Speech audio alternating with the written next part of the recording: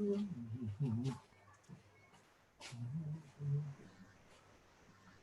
is that?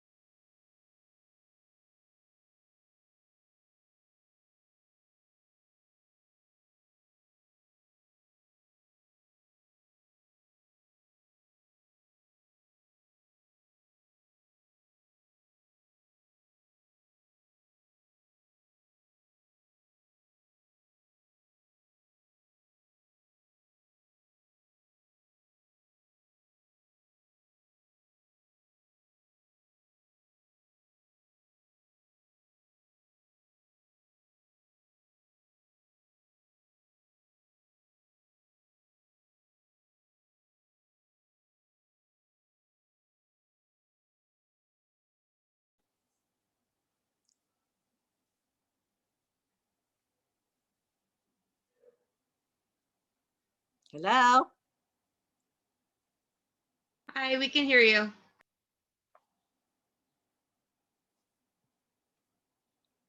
Should I begin? Yes, you can start. I'd like to greet everyone. Welcome to our special Yom Yerushalayim virtual Tiyol. I would like to thank our partner, the Jerusalem Post, who's also live streaming this on Facebook. And a special thank you to Shuli Mishkin. Shuli is doing a Tiyol with us in Hebrew on Thursday. And she just said almost casually, she said, how about if we do something in English, maybe Sunday or Monday? If we get 50, 100 people, would be wonderful. And we said, okay, let's go with it, Shuli. Shuli picked out the itinerary. We're doing Harazetim. And we said, we'll do it. And I understand that there are over 300 students with us, viewers, each and every one. I say hello and welcome. And Shavua Tov to each and every one of the 300 to 400 students here, 300 to 400 wonderful women and men who've joined us for this special Tiyul on Yerushalayim in honor of Yom Yerushalayim. My husband and I live in the old city of Jerusalem, but as everyone else, these last 2 months, we've been in our homes, not able to go to the Kotel. I go usually about once a week, and I've had to restrain myself. If you can't go, you can't go. Pikuach nefesh. But yesterday, as I think it's eased up a little. We still didn't feel it would be right to go yet down to the Kotel, but we went to a spot that's called Milpeset ala Kotel. It's a porch, a big porch overlooking the Kotel on top of the Chabad house. And we're able to actually see the Kotel. I was able to, like a child or a mother, throw a kiss. I was able to throw a kiss to the Kotel. And I saw the Kotel, quite different, all divided up. They call these now the new word capsule, capsulot. Each section, the woman section, the men's section, divided up into capsulot. From what I saw, the men's section may have had 6 capsulot. In each capsulot, you can have 15 daveners, prayers. and the women's, I think, was 4. So doing a quick mathematical count, it's something like 150 people maybe altogether that can be at the Kotel Plaza, the lower plaza. And then I kind of try to think about Shavuot, when we would have, I don't know, several thousand coming to the Kotel. It's a different Kotel, it's a different normal, it's a different world. But this is, at least we can, there were people davening at the Kotel, there were people there at the Kotel. I could see the Kotel. And now the dividers are in white. They're like, I don't know, a lot of dividers there, right, kind of up by the Kotel. And I thought that these dividers, the mechitzot that were like dividing the area into the different capsules, were really looked like masks. So just as we all have masks when we walk around with the mask on our face, you should just know that the Kotel also has several masks around it. And is being protected, and the Kotel is protecting us, right? We daven in the way that we can, that will protect Am Yisrael, protect us physically, protect us spiritually. And there's something very special. And I think the reason we have so many here today, I think also from all over the world who were able to join us, there's something that draws us all to Yerushalayim. There was a very fine article by Rav Moshe Tarragon in the Jerusalem Post magazine. He called Yerushalayim the city of magnets. It's like a magnet pulling us to Yerushalayim, pulling us even to the Merkeset overlooking the Kotel to come to visit Yerushalayim. And it also, going back in Tanakh, I thought the first time that Yerushalayim is mentioned in Sefer Bereshit, Perek Yudalit, Pasuk Yudchet, Abraham, after he rescues Lot and he fights a fierce battle with his 318 troops, and they go all the way up north, and he's able to rescue Lot and defeat the four kings. And he's coming back. He's at that time living in Hebron. He's coming back, and he somehow passes Yerushalayim, or he's pulled some magnet, I call it also like a metaphysical arrow. Something pulls Abraham to Yerushalayim. And then at that time, the pasuk tells us, Umalki tzedek melech shalem, hotzi lechem v'yayin. He comes out to greet Abraham, the victor, with bread and wine. And we're told the king, Malki tzedek, the king of justice, Melech Shalem, and Shalem is identified by our commentaries, by Rav Sadia Gaon, by the Ibn Ezra, by Ramban, as Shalem Yerushalayim. That the word Shalem is a completeness, a wholeness, peace, tranquility, harmony. And I think looking up, thinking of completeness and wholeness, I also I thought of integrity. I thought of plenitude. There's just so many beautiful words that are connected and come from this word of shalem, of a fullness, of a completeness and a integrity, a harmony that Yerushalayim represents for Am Yisrael. And Malki Tzedek, the king of justice, he's the one that then comes out and greets Abraham and gives him a bracha. And this is our beginning, the beginning of Yerushalayim, that a king who's a king of full justice and comes to greet Abraham, the representative of God in the world, who's just defeated the king Lot, is able to, and he blesses him. He blesses him there in Yerushalayim, as we are blessed also. Baruch Avraham le'el elyon, koneh shamayim ba'aretz. And Malki Tzedek, the king of Yerushalayim, blesses Abraham in Yerushalayim. That somehow Abraham, with this magnet, with this metaphysical arrow, is pulled to Yerushalayim, as we all are, as the 300-400 people here with us in this tiyul. We're now being pulled to Shuli. We thank Shuli for this wonderful tiyul, being pulled, the metaphysical arrow of Shuli, or the physical arrow of Shuli, will now pull us to Har HaZeitim, and we, in honor of Yom Yerushalayim, we will join Shuli on this tiyul.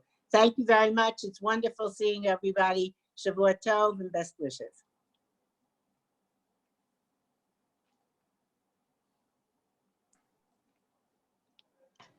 Thank you, everybody. First of all, biggest thank you, as always, to Rabbanit Bina and Matan. It has been a home for me for a very long time, and it's just a pleasure to be part of it, to be there.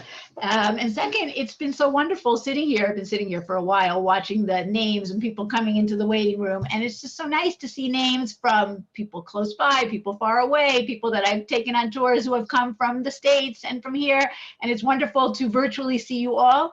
I want to really see you all, so I hope you all come soon. So we are going to do in the next hour a virtual tour of Har HaZeitim. Now, virtual touring is not the same as real touring, sadly, but there are certain advantages. One of them, at least for those of us who are here in Israel, is today is how many degrees? 37, 38. So being inside is not that bad.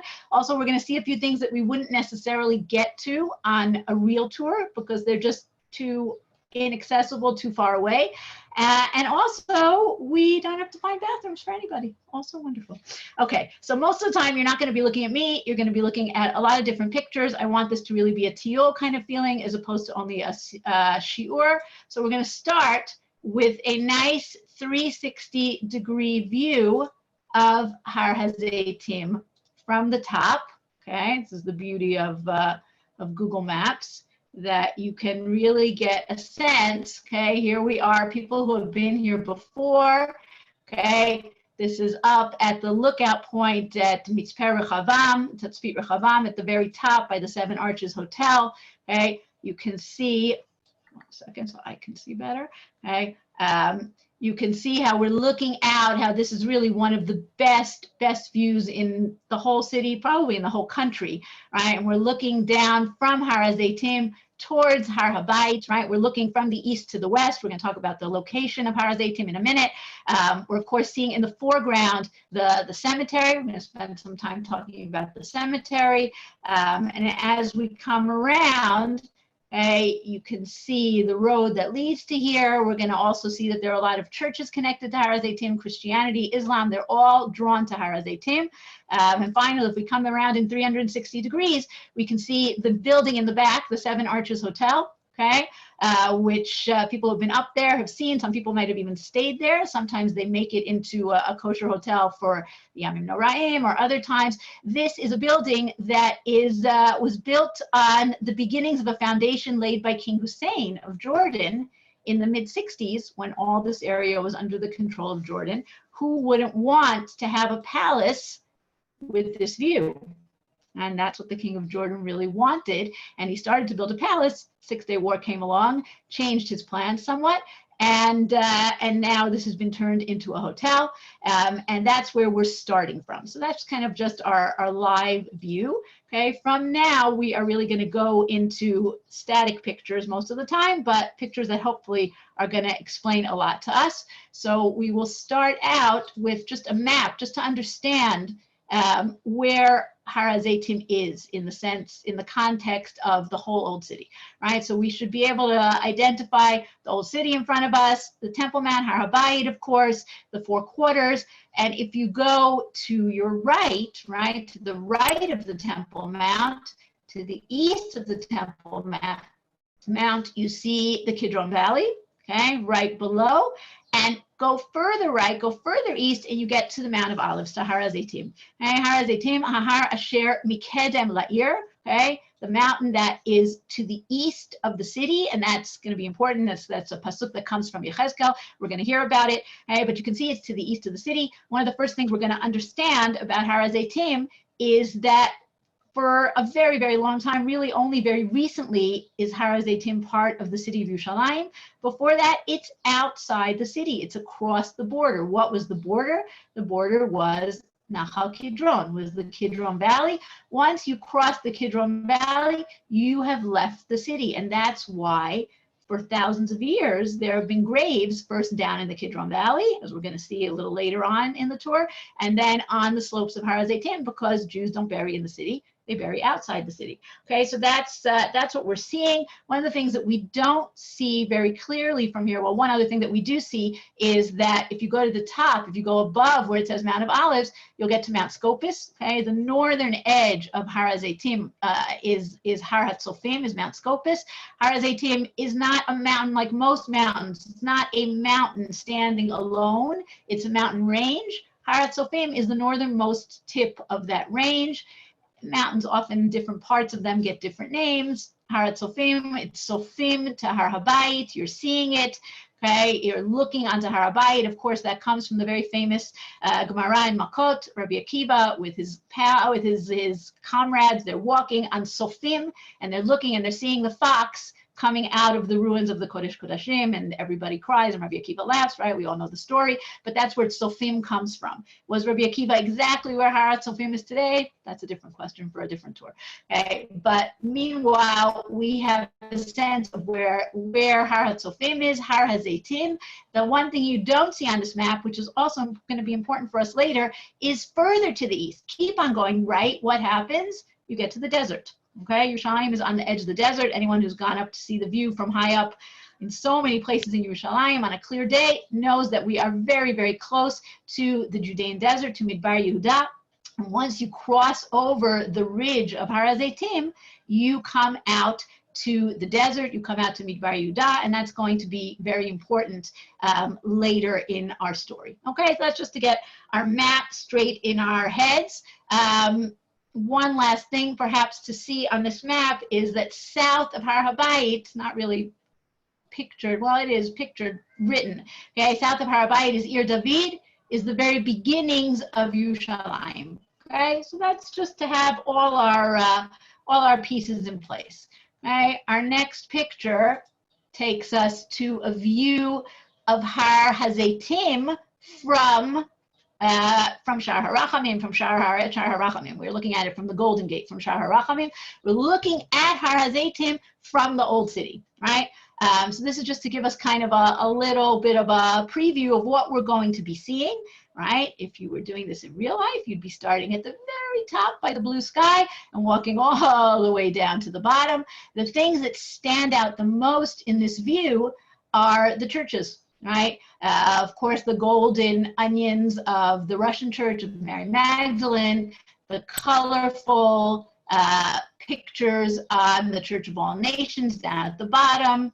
Okay, Dominus Flevit, it's a little bit hidden, but we're going to get to it. We're going to talk about that as well. Oh, over here, okay, Church of the Ascension on top.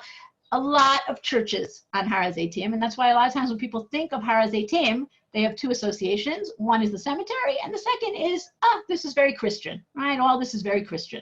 And that's true, but not completely, meaning there are many, many, many Jewish connections to Har HaZeitim, even though outwardly, when you look at it, the two things that stand out are the churches and the cemetery. Okay, so that's just to give us a little bit of a sense of what we're going to be seeing. And we're going to start with a little bit of text. Okay, so one of the things, like I mentioned before, important to understand, Har HaZeitim was always outside of the city. Okay, the border of the city, Nahal Kidron. Okay, borders in the old days are topographical features. That's a logical border. The Nahal is there. It's a deep valley. Okay, you're not going to cross it. That's a natural border to the city. We have this mentioned in various places. Okay, one of the great examples is in Sefer Melachim Aleph. Okay, if you remember, what happens is David HaMelech is dying. He calls Shlomo, right, is his heir. He says, you're a very smart fellow. There are certain people that I want to reward. There are certain people I want to punish. You'll figure out the smart way to do it. And that's basically the instructions that he gives him. He doesn't tell him anything further. One of the people who David kind of holds a grudge against is a fellow named Shimi ben Gera from Shevet Binyamin. When David is running away from Avshalom, Shimi ben Gera takes advantage of David's weakness, and he goes out and he throws stones at him and he calls him names, and David holds back and he doesn't do anything. But he says to Shlomo, you'll know what to do. You'll know how to take care of him. So what does Shlomo do, right? Vayishlach HaMelech, you have it in English and in Hebrew, Vayishlach HaMelech v'yikra l'Shim'i, right? And the king, Shlomo, calls Shim'i and he says to him, Vayomer lo b'nei lecha bayit b'Yerushalayim, V'yashavta sham, v'lo tetzei misham ana va'ana. Okay, build yourself a house in Yerushalayim and don't go out, don't leave, don't go anywhere. Shimi is probably breathing a huge sigh of relief, right? This is not, you thought it was going to be much worse. Build a house, stay in Yerushalayim. How bad is that? What does Shlomo understand? Shlomo understands that eventually Shimi's not going to be so careful anymore. He might be careful for the first 6 months, for the first year, and then he'll think, the king forgot, or he'll forget, and that's when he'll catch him. Okay, but listen to the second, the instructions that he gives him. What does it mean to leave the city? Vaya biyom tzeitcha ve'avarta et nachal kidron yadoa teda ki mot tamut damcha yeh biroshcha. On the day you go out and you pass over the brook Kidron, the valley Kidron, that's when you leave. Okay, that's leaving the city. That's where they have the sign, you are now leaving Jerusalem. Right, have a nice trip. Another very powerful and very significant story where someone leaves and crosses over Nahal Kidron is the story that comes earlier than this story, right? In the middle of Shmuel Bet, where David, of course, is having this incredibly tragic moment where he's leaving Ir David, right? He's leaving his palace. Remember where Ir David was, right? Down in the southeastern part of the city, and he has to run away. He's escaping from his son, who's going to kill him. And it's a terrible, terrible scene. And everybody is crying, right? And if you take a look at the psukim, V'chol ha'aretz bochim kol gadol, v'chol ha'am ovrim, v'hamelech over b'nachal Kidron, v'kol ha'am ovrim al pnei derech et hamidbar, right? Everybody is going with him, his entourage. They're all crying. They cross the Kidron Valley. Where are they headed to? They're headed to the desert, right? David goes to the desert to escape from Absalom. That's where he knows he has support. That's where he knows he's going to be safe. He goes out to the desert. But what happens next? He leaves the city. Everyone who's loyal to him is following. And who comes along now? V'hinei gam tzadok, v'chol haleviim ito, nos'im et aron brit Elokim, v'yatziku et aron ha'elokim, v'yal Evyatar ad kol ha'am ha'avor min ha'ir. Suddenly, along come Tzadok and Abiatar and the Leviim, and they run after David, and they're bringing with them, of course, the Aron. Who is more associated with the Aron than David? David's the one who brought it back to the city. And Tzadok and Abiatar say, if David is leaving, then the Aron should leave also. And here's where David says something that has an impact not on him and not on his generation, but until today, right? What does David say? Vayomer hamelech tzadok, hashev et aron ha'elokim ha'ir, im emtzachen be'enei Hashem, ve'eshivani, ve'herani oto, ve'et naveu. Right? And the king says to Tzadok, bring the Aron back to the city. If I find favor in God's eyes, he will bring me back here. Ve'im ko yomar lo chafatzti bach, hineni ya'aseh li kasher tov be'einecha. Right? And if God says, I don't want you, then I'll just do whatever God wants. I'm going to follow God's word. David is always loyal to whatever God wants. But what is he doing when he does that? He says, the Aron has reached its final destination. It's not going anywhere anymore. It's not in Gilgal. It's not in Shiloh. It's not in Givon. It's not traveling anymore. The Aron stays in Yerushalayim, whether or not the king is going to be in Yerushalayim. And by doing that, David makes Yerushalayim the capital forever, because he says there is no more moving. Okay, so that's just a very significant thing that happens. And we can really imagine standing on top of Har HaZeitim, David crossing the valley and making his way out to there. Okay, so that's the border of the city. Right, just a picture. Move us away from text for a minute. Har HaZeitim, of course, is the mountain of olives. Okay? In the Mishnah, it has another name, Har HaMishcha, the mountain of oil. It's the same idea. Right?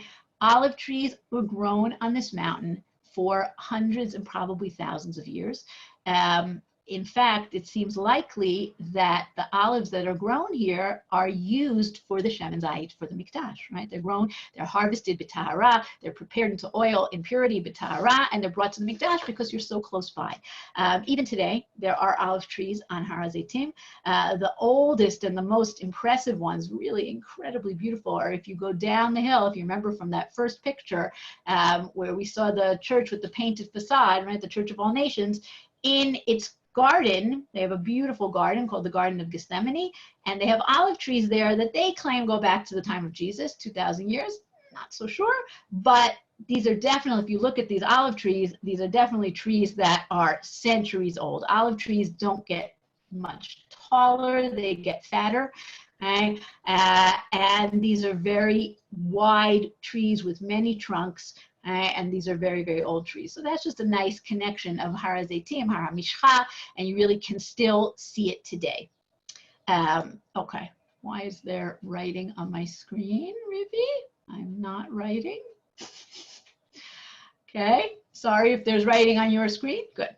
Okay, back to what is significant about the city. Okay, we said David leaves the city going out by Nahal Kidron.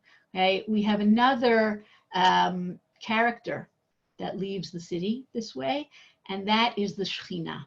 Right, in the way that Yechezkel describes it, the Shekhinah leaves the city. Right, Vaya'al kvod Hashem me'al toch ha'ir, Vayamod al ha'har asher mikedem la'ir. The glory of Hashem, right? The Shekhinah is how the Medrash is going to put it, lifts itself out from the middle of the city, right? What's the middle of the city? The middle of the city is Har HaBayit, right? And goes to the mountain that is to the east of the city, right? The mountain to the east of the city, of course, is Har HaZeitim. What does this mean? We're not going to look at it so much in the context of the Pshat and Yechezkel. We're going to look at what the Medrash does with it. What does the Medrash do with this? In Eicha Rabbah, Eicha Rabbah talks about, first of all, how the Sanhedrin makes journeys, but also about the journeys of the Shekhinah. Okay? Eser Masaot Nas'ah HaShekhinah. The Shekhinah made 10 journeys, right? What is the assumption of the Medrash?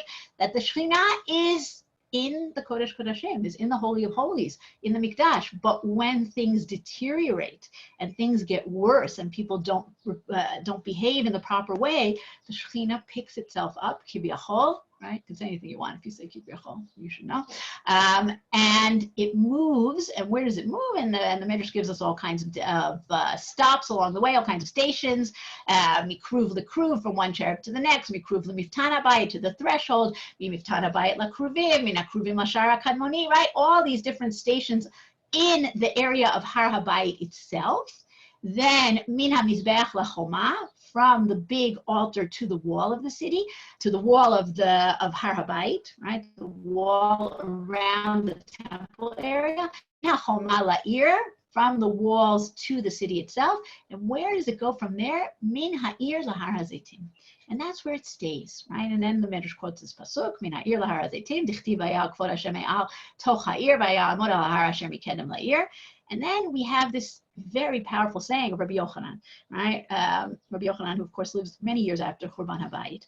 And he says, the Shekhinah sat on the Mount of Olives for 3.5 years in the hope that Israel would repent, and they did not.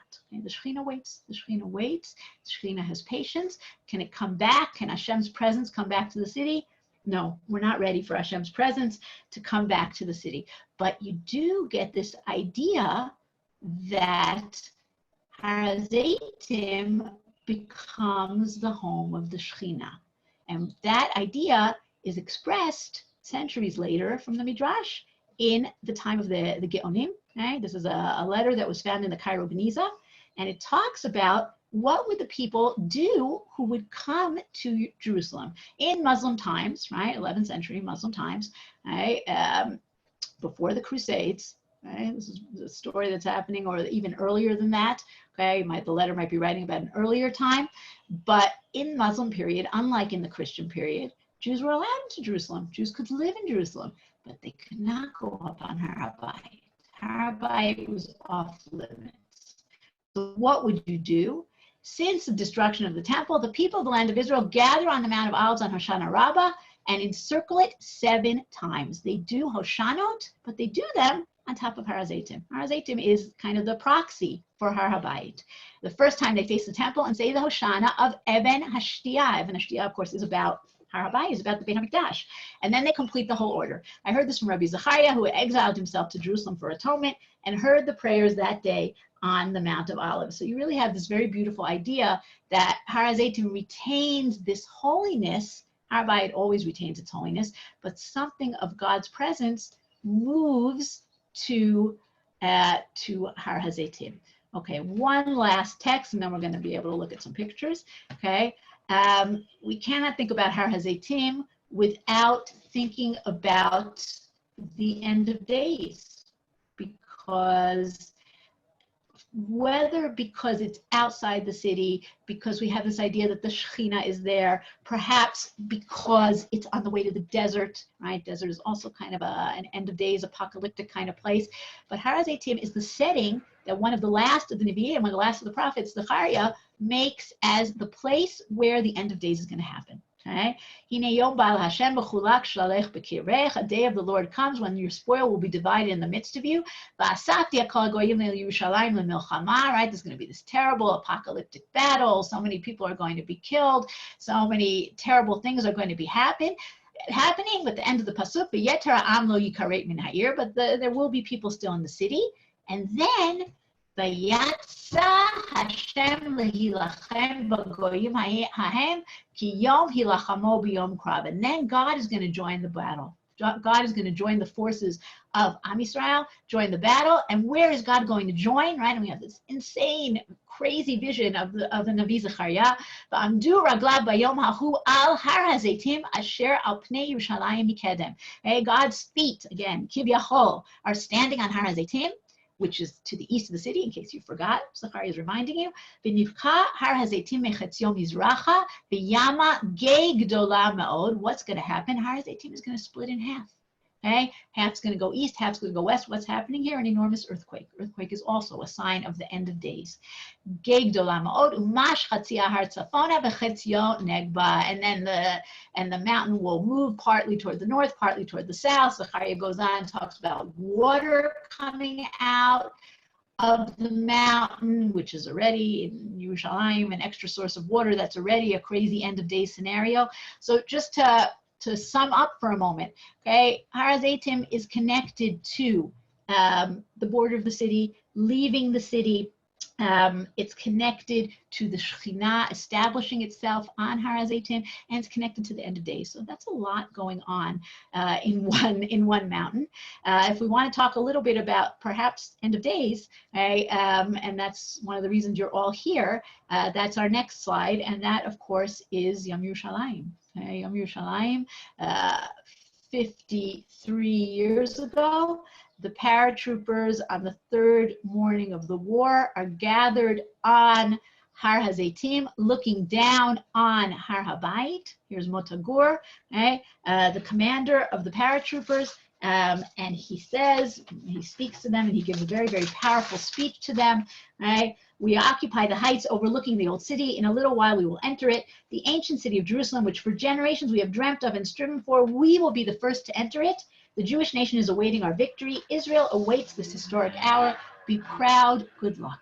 Okay? So Motagur getting them prepared. And you have to remember, I think it's always important to remember, that most of the soldiers who enter the old city in the 6-Day War, how old are soldiers? 19, 20, even if you have miluimnikim, right? You have reserve soldiers who are a little bit earlier, a little bit older. They haven't been in the old city. They haven't been to the Kotel. They've never experienced this. They don't know what it is. And he really tells them the significance of what they're doing. Right? So that's also a more modern but a very important connection to Har HaZeitim. Okay. Now we're going to move along a little bit. We are not going to go into this church, don't worry. Okay, but this is one of the churches you can see when you're looking at Har HaZeitim from so many different places around the city. You see, usually you can point out on the ridge 3 towers, right? You can see the communications tower of Hebrew University to the north. In the middle, you can see kind of a boxy tower of the Augusta Victoria Hospital, and you see this tower, which is the Church of the Ascension, the Russian Church of the Ascension. I am pointing it out to you because it is at the highest point on Har HaZeitim. Okay? Why is it interesting to us to know about the highest point of Har HaZeitim? Because Har HaZeitim has many important functions connected to the Beit HaMikdash in the time of the temple, and one of those is the Hadlakat HaMasuot. Okay? In the olden days, how did you know when it was Rosh Chodesh? Okay? Your iPhone didn't tell you. You didn't get any reminders from Google. You knew that it was Rosh Chodesh because there were witnesses who would come to the Beit HaMikdash. They would be interviewed by the Sanhedrin, right? We have the famous Mishnayot in Rosh Hashanah. It talks about Rabban Gamliel and the pictures he would show. Once they would determine that, yes, really, it's true, it is a new month, we saw the new moon, how would you tell everybody? You would light masuot, you would light signal fires that would have to go out to different places. And the first place that they would light would, of course, be the one closest to Har HaBayit, and that's what you have in the Mishnah here. Ume'ayin hayu mesi'in masuot mihar hamishcha. Remember Har HaMishcha, same thing as Har HaZeitim. That's the first stop. They would light the first torch on Har HaMishcha. The next stop is what you see in the picture. That's something you cannot see from Har HaZeitim. We'll talk about that in a minute. Lissartaba. I don't know how many people have been to Sartaba. If you've driven up the Jordan Valley Road, Bikat HaYarden, if you've driven from, let's say, the area of the Dead Sea up towards Beit Sha'an, up towards Tveria, about halfway, you've seen this mountain, Sartaba. It's a very impressive mountain. It kind of sticks out. You notice it right away. And that, according to the Mishnah, is the next stop after Har HaZeitim. Now, what's interesting is that after the 6-day war, there were people who tried this, right? They lit signal fires on Har HaZeitim, and then they sent somebody else to the Sartaba, and they wanted to see if they could see it, and they couldn't. Couldn't see it. There's not a clear line of sight between one and the other, and that's why we're assuming the Mishnah is speaking in shorthand, that there are places along the way. And in fact, what we think is that the mountain that is near Ayelet HaShachar, right, on the Alon Road, on the Alon Road, that's where the second mountain was. But the Masuot definitely are starting from Har HaZeitim. So that's another connection we have to Har HaZeitim. Okay, we're going to talk a little bit about graves. This is where I said that one of the things that's nice about doing this virtually is there are places that you can't really get to, and we can do them in terms of pictures. So Har HaZeitim, of course, is the most famous Jewish cemetery in the world. Okay, it is a very old cemetery. It goes back, the oldest graves go back 500-600 years.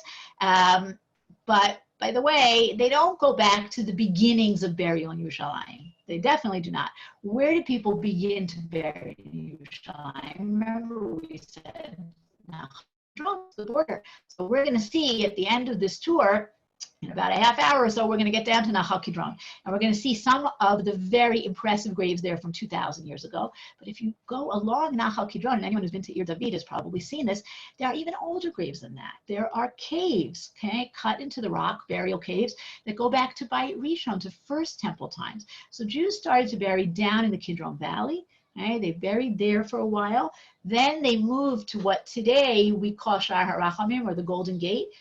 About 600 years ago, the Muslims, the Mamluks, kicked the Jews out from there. They didn't want them there, and they moved them to the opposite slope, to the slope that we are familiar with today. And that's when the cemetery, the famous cemetery on Har HaZeitim, begins. It is a very broad and important cemetery with many, many interesting people in it. Most of the, at least the older graves, are divided up by communities, right? You belong to a certain kehillah, and the Chevra Kadisha of that kehillah, of that community, has a plot, and that's where you are buried. But already by the early part of the 20th century, there were people who didn't belong to a kehillah, right? There were people, more modern Jews, Jews who weren't necessarily so religious, who weren't part of a kehillah. Where are they going to be buried? And that's where you get to the very interesting chalkah that's on the top of Har HaZeitim. Some people may have been in there because there are people from Chutz La'aretz who are also buried there. If I have any Torontonians here, okay, Rabbi Raphael Marcus is buried up there. I know I have at least one Torontonian here, or two. So this is an area that was for people who didn't necessarily have a kehillah, have a community. So we're going to look at a few interesting graves up there.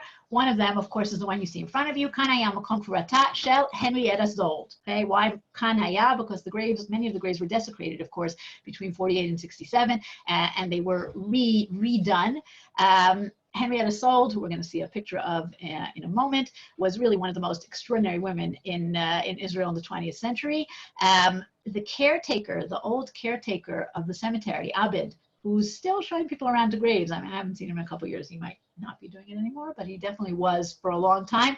He remembers choosing this grave for Henrietta Zold. And this is in, if you look at the date, this is in 1945, right? Henrietta Zold, 1860 to 1945.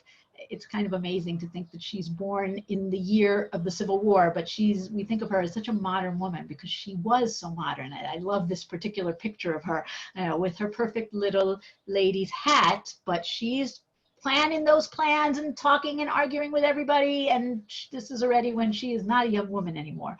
Henrietta Zold was born in Baltimore.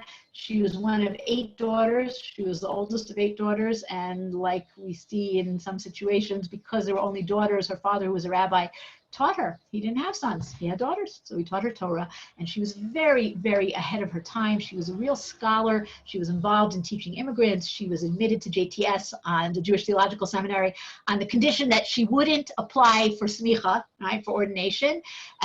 She was involved in the Jewish Publication Society as an editor. She did so many different things, but she had a heartbreak. She was in love with someone who was much younger than her. He rejected her, and her mother, as good mothers do, said, let's go on a trip. And she took her to Israel. She came to Israel, early part of the 20th century. And while she was amazed by the beauty and everything else, she was very distressed by the state of healthcare. And she went home and she created Hadassah Women, because she said the women are going to do something about healthcare, and they created health clinics, and of course they eventually created the hospital, and that's Henrietta Zold, an amazing woman in many, many ways. Another grave on the top here, you can see is very, very plain. Pinchas ben Rabbi Moshe Rotenberg, 1942. Pinchas Rotenberg, also known in Hebrew as Hazaken mi Naharaim, the old man from Naharaim. If you ask Israelis, or pretty much anybody, right, who knows anything about Israel, what do I know about Pinchas Rotenberg? They'll say, oh, he's the guy who brought electric power to Israel, which is a huge thing, right? He created the power plants with hydraulic power in Naharaim on the Jordan River. He also created power plants in other places, and that's really what he's most famous for. But like all of these kind of turn of the century guys, he was a Renaissance man. He was involved in everything. He was a politician. He was a defense person. He never slept. Okay, he was involved in both Russian revolutions in 1905 and 1917. He had to run for his life twice, and eventually he ended up here. He was involved in Jewish self-defense. And of course with electricity and development. But here's what I wanted to show you. This is a piece of a quote from his will. Okay, this is brought by someone named Sarah Barnea, who knows everything there is to know about the cemetery on Har HaZeitim. Okay, and this is from his will. I would like to be buried with my people on Har HaZeitim.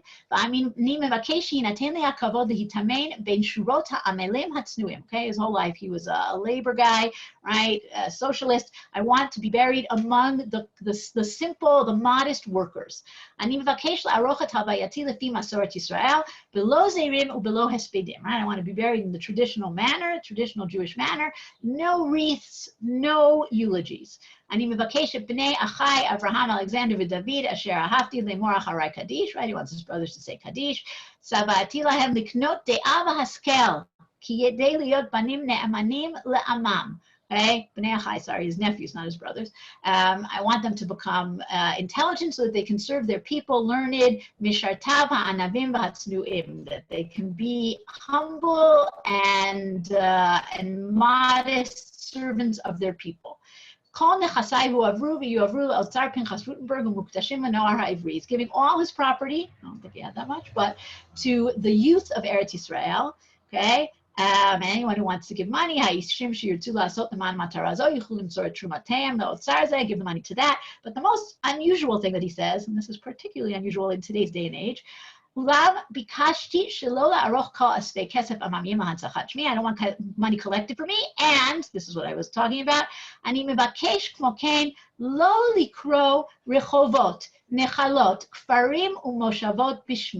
want anything named after me, says Pinchas Rotenberg. It didn't happen, by the way. There are things named after him, but he says, I don't want anything named after me. My deeds live after me.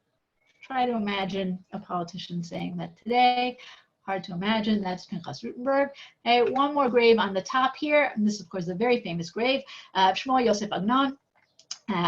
Shmuel Yosef Chachkis, right? Ben Harav Rabbi Shalom Mordechai Alevi Chachkis. Of course, Agnon, famous for being an incredible author, comes to Israel in the second Aliyah, the beginning of the 20th century, as a young man, and goes on to become one of Israel's most famous authors, and so far the only author to win the Nobel Prize for Literature in Hebrew.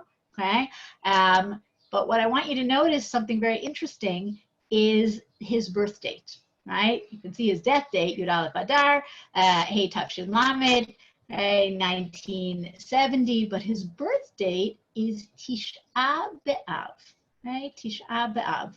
What's Tisha B'Av?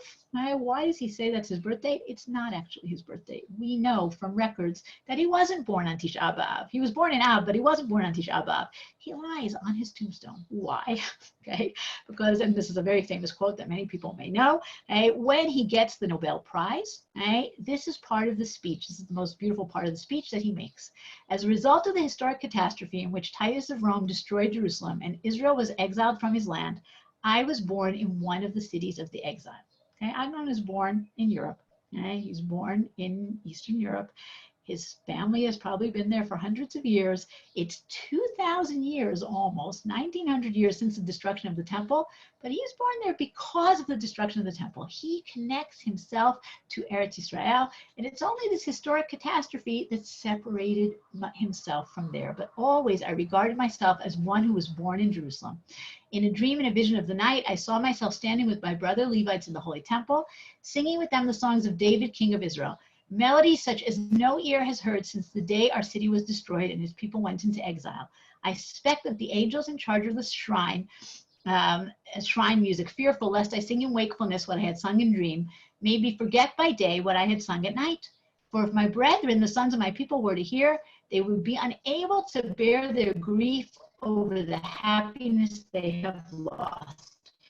To console me for having prevented me from singing with my mouth, they enable me to compose songs and writing. Shai Agnon deeply connects himself to the temple, to Jerusalem, and for that reason, he's born on Tisha B'Av, even if he's not born on Tisha B'Av. He's a writer, a little bit of, a poetic license he's allowed. Okay, we are gonna continue down the hill, okay? And if we go down the hill from the top, we come to a fascinating place, go into a courtyard, an Arab family lives there, man named Jamil is the caretaker, and you come in if you arrange with him beforehand, and he opens up the doorway that leads down into this cave. And we're going to go down the steps and into the cave. Turn on your flashlights, take the candles, and inside the cave you have burial caves all over the place. Okay, what is this place? It's called Kivrei HaNevi'im. Okay, who are the Nevi'im? What are we talking about here? Kivrei HaNevi'im has 26 of these, what are called kuchim, these niches, okay? They've been studied. We know that most of them, some of them, 2 of them are from Second Temple times, but most of them are Byzantine, are 1,500 years old, and they're actually Christians, Christian pilgrims. We know this from inscriptions that are written on them. They're Christian pilgrims who made their way 1,500 years ago to Jerusalem. What happens? Unfortunately, you come to Jerusalem, you get a cold, you die, nobody's bringing you back home. You're being buried here. So these are graves that are 1,500 years old in a burial cave, okay? Christian pilgrims, but for many, many, many years, this was associated, already from the Middle Ages, this is associated with HaNevi'im. Which Nevi'im? Chagai and Malachi, okay, the last of the Nevi'im, okay, the final Nevi'im, the ones who are in that kind of transition point between First Temple and Second Temple. It's not their graves, but it's one of many graves that are, not necessarily the right ones. But if we're here already, let's take a look at what Chagai has to say. What does Chagai tell us? So Chagai, if you don't know so much about Chagai, nice, short, easy little book. Okay, Chagai, Zechariah, Malachi, the last 3 of the Nevi'im, the last 3 of the prophets in Treyasar, and those little books that are strung together. And they are at this very significant time in Jewish history, which is when the Jews have come back to Eretz Israel, right? They've come back after the First Temple is destroyed. They've gone into exile. Cyrus, the king of Persia, allows them to return. They start to build the temple again, and then they're stopped. Okay, why are they stopped? They're stopped because of various rumors that are told about them. They have to stop. And then when the time begins to start again, they're allowed to start again. They're not interested in starting. They have too many other things on their head. They have to worry about security. They have to worry about food and employment. And they don't have the strength to do it. And along comes Chagai, and he's very upset with them. And this is what he says, okay? Bishnat shtayim l'Daryavesh HaMelech b'chodesh hashishi b'yom echad l'chodesh hayad devar Hashem b'yad Chagai hanavi el Zerubbabel ben Shaltiel pachat Yudah ve'el Yoshua ben Yotzadak hakohen hagadol lemor. Okay, and he speaks to the leadership, Zerubbabel and Yoshua. Ko amar Hashem tzvaot lemor ha'am azeh amru lo et bo et beit Hashem liban. It's not time to build the house. It's not time. We have other things we have to do. We can't be dealing with this right now. And what does God say to them? Okay, do you think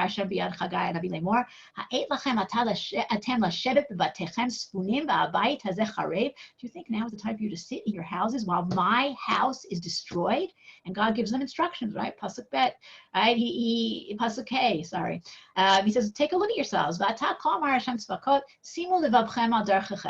Okay, consider your ways. Zratem harbe v'havei ma'at. Achol ve'en lasova, shato ve'en lasachra, lavosh ve'en lachom lo, mistaker el tzror nakuf. You're complaining that you have nothing, okay? You sow and you don't have a lot of food that comes up. You don't have enough to eat. You don't have enough to drink, right? And you think it's because you're not working hard enough. But that's not the reason. Again, now consider your ways. Alu haharba veitem eitzu benu habayit ve'etzebo ve'kavda amar Hashem. Pano al harbe v'hinei ma'at ve'beitem habayit v'nafachti bo ya'an men ne'um Hashem tzvakot ya'an beiti asher hu charev. Why do you have nothing? Because your priorities are messed up. You're dealing with your own needs, and you're not dealing with my needs, with the needs of the Mikdash, with the needs of rebuilding Jerusalem. And Chagai says, get your priorities straight, consider your ways, and then everything will fall into place. And once you do that, then you will have more. So this is Chagai. It might not be his grave, but it's definitely a very worthy and powerful message to think about. We are going to leave Kivrei HaNevi'im, right? And we are going to continue a little bit down the hill. And when you go down the hill, just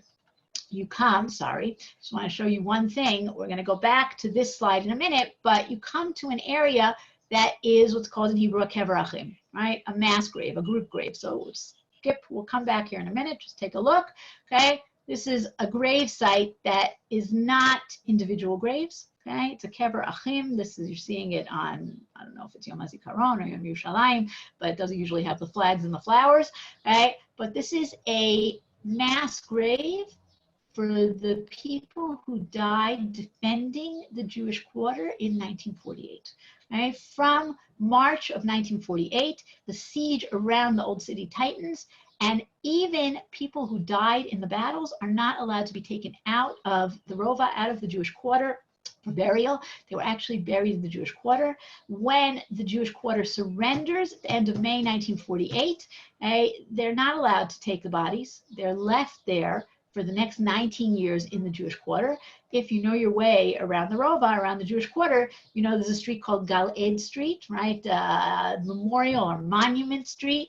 And there is a sign, there's a memorial to the fighters of the Rova, of the Jewish quarter, but that's where they were actually buried. Okay? That's where they were buried until 1967, when their bones were moved to here. So now we're going to go back for a moment to the grave that's right next to the kever achim. This is not a kever achim. This is an identified grave for one person, but he's very deeply connected to the people here. And as you can see from the grave, it says Moshe Rosenak.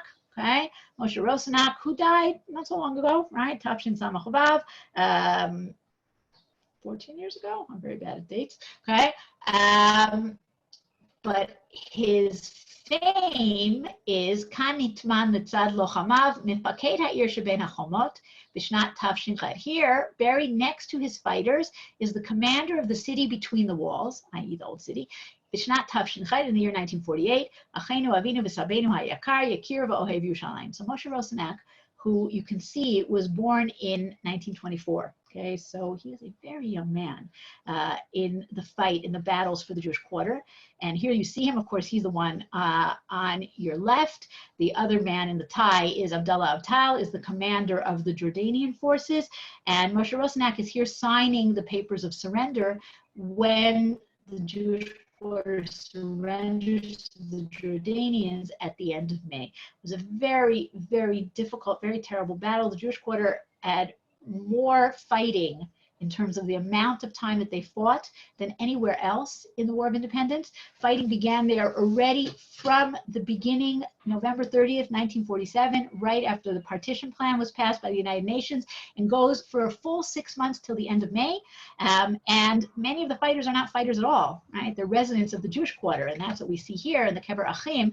If you're here, you walk around, you'll have people like Harav Orenstein, who was one of the main rabbis of the Jewish quarter, and his wife. These are not fighters. These are people who were stuck in this situation. There were not enough fighters. 1948, we have a severe shortage of fighters for the various battles that there are. Jewish quarter is not given the number of fighters that they need. It's a very controversial topic. And the people of the Jewish quarter pitch in. And this grave site actually has one of the most unusual graves. And that's someone named Nisim Gini, who has a serial number. He's a soldier. He's considered a soldier. Okay? He has the insignia of Tzahal on his grave. But if you read his grave carefully, you will see that he was 10 years old when he died. Okay? He's the youngest IDF soldier, but he was a soldier. He ran errands. He brought stuff from post to post. He was very involved in the fighting. Today, you can't see it from here, but when you go to here, you can see that this actually has an incredible view, this site, of the old city, and it's very fitting that it should be there. One of the fighters of the old city who's actually not buried here because she died a few days, she was wounded a few days earlier, and she was able to be evacuated from the old city before it fell, and she was therefore buried on Har Herzl, is this woman, not a great picture, but a very famous name, and that's Esther Kalingold. Esther Kalingold was a young British woman, very young. She lived through World War II and the Blitz in London as a teenager.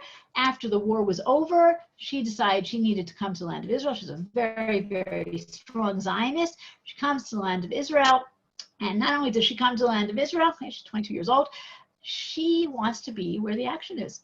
And she puts herself into the Jewish quarter. She sneaks in, she manages to get in on one of the last convoys coming in. She gets in and she just makes herself useful wherever she can be.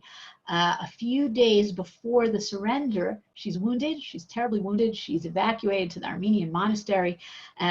She's in terrible pain. They have no medication. They have no painkillers. They have no nothing. What are the painkillers? The painkiller is a cigarette. And someone passes her a cigarette and she's about to take it. And then she says, no, it's Shabbat. She remembers that it's Shabbat. Now, she dies a few days after the surrender. And this is a piece of the will that the letter that she wrote to her parents. A very famous letter. I'm sure a lot of people have seen it. Very, very powerful in her resolve and in her strength. Dear Mommy, Daddy, and everyone, I'm writing to beg you that whatever may have happened to me, you will make the effort to take it in the spirit I want and to understand that for myself, I have no regrets. We had a difficult fight and I have tasted of hell, but it is worthwhile because I am convinced that in the end, we will see a Jewish state and realization of all our longings. Remember, we are soldiers who have the greatest and noblest cause to fight for. God is with us. I am proud and ready to pay the price it may cost us. Please, please do not be sadder than you can help. I have lived my life fully, if briefly, and I think that's the best way here in our sweet land. I hope you will enjoy from Mimi and Asher the satisfaction that you miss in me. Let it be without regrets, then I too shall be happy. Remember me only in happiness, Esther. Okay, by the way, Mimi, her sister, was married to Yehuda Avner, the author of the Prime Ministers. A very Zionist, very important family. Okay, we're going to continue a little bit down the hill. And we're going to get to a section its official name is Chelkat HaNevi'im, okay, the section of the prophets. Now it's called that because it's adjacent to the graves of the prophets that we saw before. But it's also an appropriate name because of the type of people who are buried here. We'll just go through them quickly. A lot of people know many things about them, but there are a few things that are special about the graves here. Here, of course, is Rav Kook, Rav Avram Yitzchak Cohen Cook, Ashkenazi chief rabbi of Israel, founder of an entire school, so many important students, such a significant person in so many ways. One of the things that's very beautiful about his grave is if you look, you'll see in the second half that 3 times we have the word Allah, went up, right? Allah la'eretz HaKodesh, Kavchet Iyar, right? Kavchet Iyar, by the way, Yom Yerushalayim. Obviously, this was long before, this was in 1904, okay? But Allah la'eretz HaKodesh, Kavchet Iyar, Allah Yerushalayim. A next ascent was to Jerusalem, okay? That's on Gimel Elul. Rav Kook seemed to be very good at picking significant dates because his third aliyah was Allah Hashamayma. He went up to heaven also on Gimel Elul. Gimel Elul is Rav Kook's yahrzeit. So the Allah, Allah, Allah, each time getting higher, coming to the heights of the land of Israel, the higher heights of Jerusalem, and the highest height of going up to the heavens, going up to the skies. Next to Rav Kook, you have a few people who are very connected to him. I only picked a couple. One of them is the Nazir, okay? Rav David ben Harav Rav Yosef Cohen. Okay? He was the head of Merkaz Harav. He was a student of Rav Kook. Okay, but notice what else it says there, right? Besides Ma'aleh Orot HaKodesh L'Maran HaRav Kook, right? He was a student who taught the teachings of Rav Kook. Umevaser kol hanevuah hayon hashim'i ha'ivri. The Nazir, as we're going to see a picture of him in a second, the Nazir, you can see he's a Nazir, okay? He chose to be a Nazir. He didn't cut his hair. He added on to Nazirut, besides not drinking wine, he also was a vegetarian. He didn't wear leather shoes. He was a very dramatic looking person. And he very much believed that prophecy was going to come back to Israel, that we were in this age of the beginnings of redemption and prophecy was going to return. He tried to induce prophecy in himself. He was very involved. He would listen to music. He felt that music was a way to bring prophecy, or go out to the desert. Fascinating character. He saw Rav Kook as his Rebbe. He says his whole life changed when he stayed once in a house with Rav Kook in Switzerland, and he woke up early and he heard Rav Kook praying, and he said, Matzati li Rav, I found myself a rabbi. The Nazir had 2 children who he gave very interesting names. One was Sha'ar Yashuv, who became, he was an important soldier in the War of Independence. He became the rabbi of Haifa. And he had a daughter, Tzipia, not Sophia, Tzipia, as in Tzipita Ligeula, right? I'm awaiting the redemption. And Tzipia marries our next character here, and that is Shlomo Goren, right? Our Rav Shlomo Goren, chief rabbi of Tzahal. Of course, most famous for this picture. How could we not put in Rav Goren when we're talking about Yom Yerushalayim, blowing the shofar on Har HaBayit? And he is the Nazir's son-in-law. And on the day that they enter the old city, that they get to Har HaBayit, right? That very famous Har HaBayit B'Yadeinu. Rav Goren goes to his father-in-law's house near Geula, in Kerem Abraham, and he brings him, first he has to be matir his neder, right? The Nazir had made a neder that he wouldn't enter the old city until it was back in Jewish hands. He brings rabbis to be matir his neder, and then he brings him in a car to the Kotel, right? On this day, June 7th, Kavchet Iyar, he brings him to the Kotel, he prays there, and a neighbor of mine lived in that neighborhood when she was a young girl, and she says he brought back a stone from the old city, and everybody in the neighborhood, because you couldn't go yet, it was the first days, right? It was right after he brought back a stone from the old city, and everybody in the neighborhood came to his house to see the stone, right? To see the stone that was near the Kotel. Right? So that's the Nazir and Rav Goren. We are going to continue down the hill a little further down, interrupting myself to turn on the light because I feel like it's dark in here.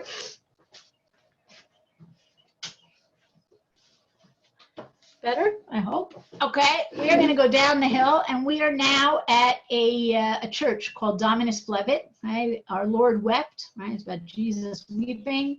The church itself, very interesting modern church, built in the 50s by Antonio Barluzzi.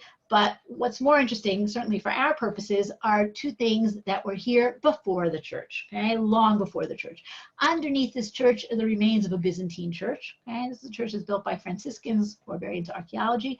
They found a Byzantine church, and they also found, okay, remains of burial caves with many, many ossuaries, right? These small little bone boxes.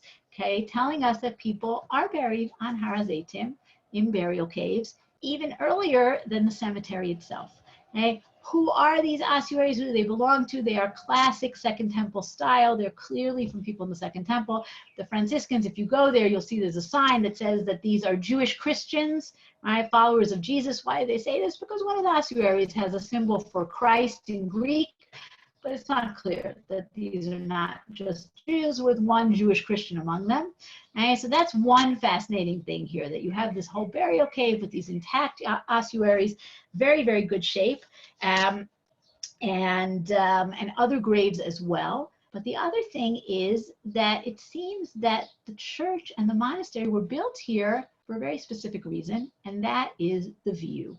Okay, we already saw that we have a fabulous view from the top of Har HaZeitim, but when you come to this place and you stand in the courtyard, not only is it a beautiful view, but it is actually a straight line of sight into today the Dome of the Rock. But if we want to transpose, go back 2,000 years and put the Beit HaMikdash there, you have a straight line of sight into the courtyards of the Mikdash.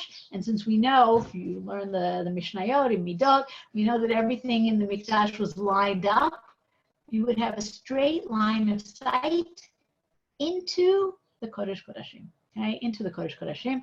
Why is that important? Because we know that certain things happened on Har HaZeitim that needed to have eye contact with Har HaBayit. What is that? That's what we're seeing here, okay? This is the Para Aduma, okay? This is a picture drawn by an artist from Machon HaMikdash, showing us the bridge, the ramp, which we have not found remains of today, but the Mishnah talks about, and showing the straight line of sight of the Para Aduma preparation into the Mikdash itself. And when we read about it, right, the Mishnah Midot says all the walls were high except for the eastern one, because the priest who burnt the red heifer, the Para Aduma, stood on the Mount of Olives, and he had to see the doorway of the temple when he sprinkled the blood. Okay, we know that. We also know that there was a ramp. We don't know 100% that this is the place of Srefat HaPara, but it's a very likely choice because this is the perfect line of sight. There really is no other place that works as well. And not only that, but the fact that you have a Byzantine monastery and church built in this site. Why this site? Why this particular site? Because often what the Christians would do, and the Muslims after them, and the Jews as well, you come along to the holy site of the people that you have conquered and you build your own holy site on top. So it seems to indicate that something was here, the place of the preparation of the Para Aduma, perhaps also the what's called the Beit HaSrefa, right, where things were taken out of the Mikdash that were not put on the Mizbeach but were burnt outside. That's happening here. Okay, one other deep connection to from Har HaZeitim to Har HaBayit, not necessarily Dominus Flevit, but going out to Har HaZeitim, of course, is the Seir LaAzazel, right? Yom Kippur, the Avodah of Yom Kippur. You would take the goats, the two goats. One, of course, goes as a korban, the Seir LaHashem, and one, the vidui is said on the Seir, and it's sent out, LaAzazel HaMidbara, right? Sent out to the desert. How does it go out to the desert? Over Har HaZeitim, out to the desert. So we have this very integral connection between Har HaBayit and Har HaZeitim. Okay, even though Har HaZeitim is outside the city, it's connected very much to Har HaBayit itself. Okay, so that's our Dominus Flevit. I apologize if I'm going a little fast. There are a lot of things I want to tell you, and I'm not that much time. So we're going to continue down the hill, okay? And go down the hill, you'll see a pillar. You'll see a lot of churches, right? There are a lot of churches that are here. There's a pillar that is venerated by many Christians because they see it as the place where Judas Iscariot betrayed Jesus. And this is the place to bring in Jerome, a Christian Bible scholar, but very much of an anti-Semite. And his description of Har HaZeitim, okay, and he talks about how Jews are not allowed to enter Har HaBayit, and we know that in Roman times after the Bar Kokhba revolt, and in Christian times and Byzantine times, Jews are forbidden to enter Yerushalayim. And look at the second paragraph here. The only time they're allowed to enter, when is that? The day that the Romans conquered and destroyed Jerusalem. You can see the members of this nation, women wearing rags and old men carrying a burden of rags and years, gathering to mourn. and proving by their bodies and their clothes the meaning of the anger of the Lord, right? For Christian theologian, Jews that are suffering clearly shows that they're being punished for their rejection of the truth. And on Tisha B'Av, Jews would come to mourn. That was the only day they were allowed to come into the city, okay? And he contrasts that to the state of Christians in the city. A collection of miserable rabble appears while the cross of the Lord shines and celebrates his resurrection, and on the Mount of Olives is raised a cross. You get the sense that Har HaZeitim for the Christians is almost an entire church. The mountain itself is a church, and there are many, many connections for Christians to Har HaZeitim. We are focusing really on the Jewish side of it, and I always think it's very powerful that while the churches are still here, and of course in normal times thousands and thousands of pilgrims visit them, there are also so many Jews that are coming and seeing these places as well, and being connected to the Jewish side of Har HaZeitim. So we're going to continue a little further down, and we have reached the bottom, and we've gotten to the incredible graves down in the Kidron Valley. Okay, and if you come down here to the Kidron Valley, you'll see these monumental graves. Okay, Yad Avshalom is the most famous one. We're going to talk about that in a minute. Kever Zechariah, Kever B'nai Chezir. And if you continue walking along the valley, you'll see these caves, right? These burial caves cut into the bedrock. But we're going to talk about the monumental graves that are here. The most impressive one, the largest one, is Kever Avshalom. Now, why do we call it Kever Avshalom? Because in Sefer Shmuel it says that Avshalom lakach v'yetzev lo b'chayav et matzevet asher be'emek hamelech ki amar en li ben ba'avor haskir shmi v'yikra la'matzevet al shmo v'yikra la'yad Avshalom ad hayom hazeh. So Avshalom creates a monument for himself in lieu of children, and that's already down in Emek HaMelech, right down in the valley, another name for the Kidron, Emek HaMelech, Emek Yehoshaphat. And he makes this monument for himself. Is this Yad Avshalom? No. Sorry. Okay, if you look at it, and people who've been to Jordan, who've been to Petra, it might look familiar. This is very much the style of late Second Temple monuments. You can see it in Petra. This is what we think Herod's grave looked like. Okay, this is clearly about 1,000 years after Avshalom. It was from the 1st century of the Common Era, but in the folk imagination, it was always very connected to Avshalom, right? The next graves near it are Kever B'nai Chezir and Kever Zechariah. B'nai Chezir is the one on the left, right? Just the pillars above the other older rock-cut tombs. Who are the B'nai Chezir? This was an inscription that was found on top. Right? Zah kever v'hanefesh shel Elazar, Chanya, Yoazar, Yehuda, Shimon, Yochanan, b'nei Yosef, ben Oved, Yosef, Elazar, b'nei Chenya, Kohanim, mi b'nei Chezir. Now realize that these graves are for what we would call the 1%. Your average person does not get buried here. You have to be very rich. We know we have Kohanim, right? If you want to learn about this, come on Thursday to the Hebrew tour. Kohanim who are very wealthy Jerusalem Kohanim families who build themselves graves like this. And this one, we actually have an inscription, which is amazing because we don't usually have that. And finally, we have Kever Zechariah, not Zechariah, who we talked about before at the top of the mountain with the apocalypse, but this Zechariah, also it's not him either, but it's associated with a story in Divrei Yamim about Zechariah, who is killed by the people because he preaches against them. And we have a terrible midrash. I'm sorry, I'm flipping through these quickly, but this is, I want to get to our last story and not keep you too long. We have a terrible midrash about Churban Beit Rishon, okay, how Nebuzaradan, the Babylonian captain of the guards, comes and kills many, many people because he sees blood boiling up, bubbling up from the courtyard of the Mikdash. And finally, he just keeps on killing people, and people tell him it's because of Zechariah, who was killed by the people, and he keeps coming, and he says, Zechariah, at the end, finally, he says, Zechariah, aren't you appeased? I have slain the best of them. Do you want me to destroy them all? And when he said this to him, it stopped, right? One of these terrible midrashim of the Churban. But again, all 3 graves, right? Zechariah, B'nai Chezir, and Yad Avshalom, they are all from Beit Sheni times, not Beit Rishon times. There are Beit Rishon graves here, but these are not them. One final grave, if you continue walking further along the valley, you will get to a little burial cave, and that is somebody much later, and his name is Rabbi Ovadia of Bartanura, not Bartanura of the wine, Bartanura of the Mishnah.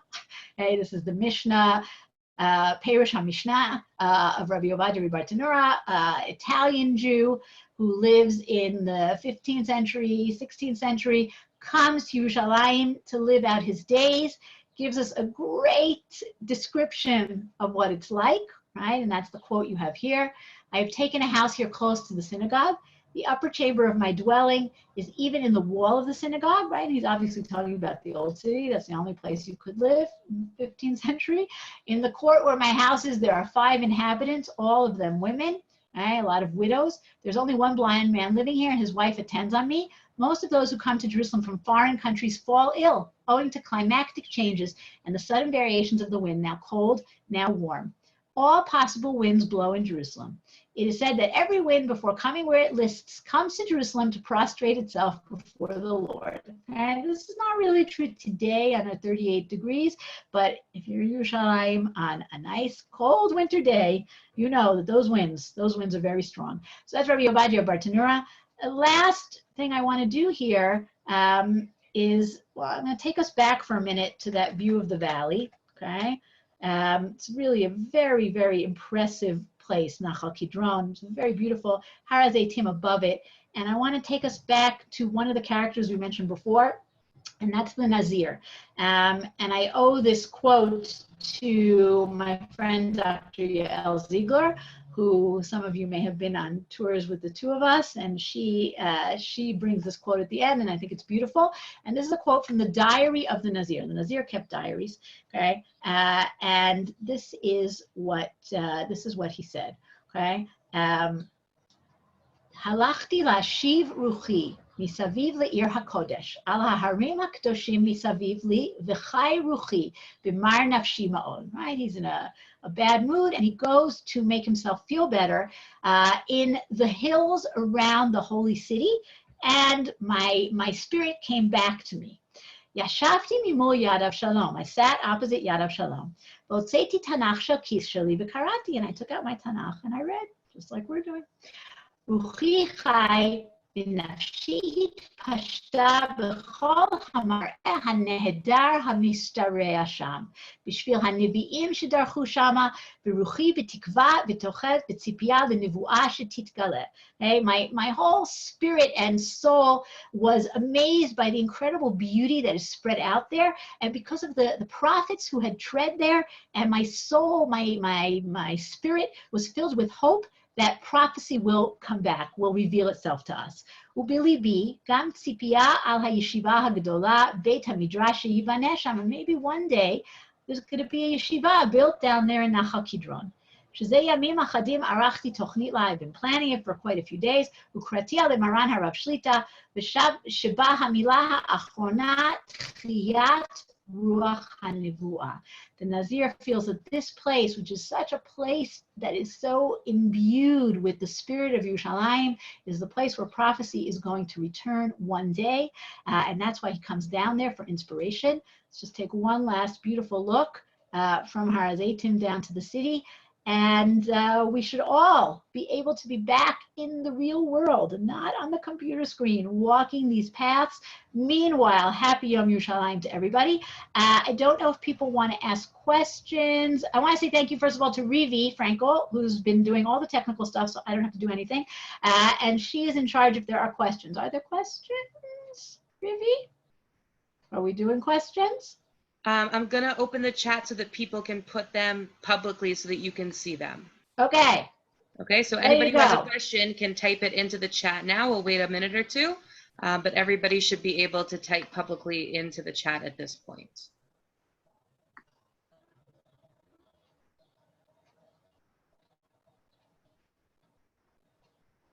If there are no questions, also good. I'll go make dinner.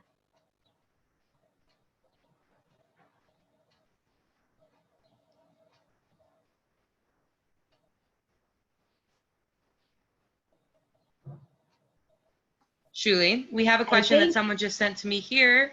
Any thoughts on the meaning of the nevuah of splitting the mountain?